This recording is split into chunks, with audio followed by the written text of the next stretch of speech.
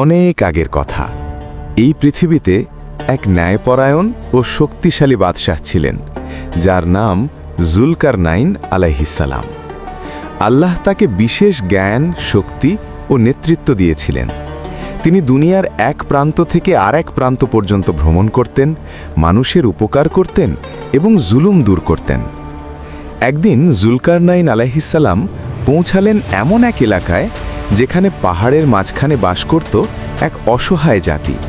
তারা খুবই ভীত ছিল, কারণ পাহাড়ের ওপারে বাস করত দুই ভয়ঙ্কর সম্প্রদায়, ইয়াজুজ ও মাজুজ।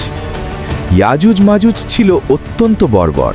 তারা মানুষ হত্যা করত, ফসল নষ্ট করত, ঘরবাড়ি ধ্বংস করত। তাদের আক্রমণে মানুষ শান্তিতে ঘুমাতে পারত না। প্রতিদিন তারা পাহাড় পেরিয়ে এসে ধ্বংস চালাত। সেই অসহায় লোকেরা জুলকারনাইন আলাইহিসসালামকে বলল, হে মহান বাদশাহ, ইয়াজুজ মাজুজ আমাদের উপর জুলুম করে। আপনি কি আমাদের জন্য পাহাড়ের মাঝখানে একটি প্রাচীর বানিয়ে দিতে পারবেন? আমরা আপনাকে এর বিনিময়ে কর দেব। জুলকারনাইন আলাইহিসসালাম বললেন, আমার প্রতিদান আল্লাহই দিয়েছেন, তবে তোমরা আমাকে সাহায্য করো শক্ত লোহা আর আগুন দিয়ে। এরপর তিনি পাহাড়ের দুই ফাঁকের মাঝে বিশাল এক প্রাচীর নির্মাণ করলেন। লোহার স্তূপ বসিয়ে আগুন জ্বালিয়ে তার ওপর গলিত তামা ঢেলে দিলেন। এই প্রাচীর এতই মজবুত ছিল যে ইয়াজুজ মাজুজ তা ভাঙতে পারল না, টপকাতেও পারল না। তারা প্রতিদিন প্রাচীর খুঁড়ে ভাঙার চেষ্টা করত। দিন শেষে বলতো, কাল আমরা ভেঙে ফেলব, কিন্তু তারা ইনশাআল্লাহ বলতো না।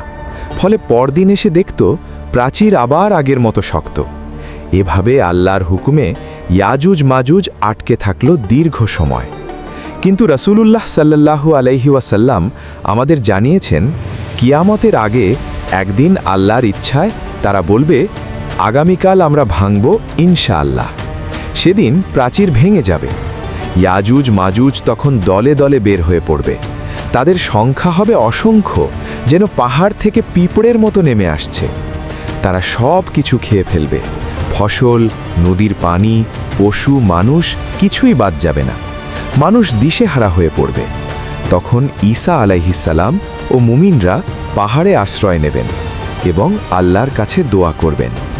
আল্লাহ তখন ছোট এক প্রকারের পোকা পাঠাবেন।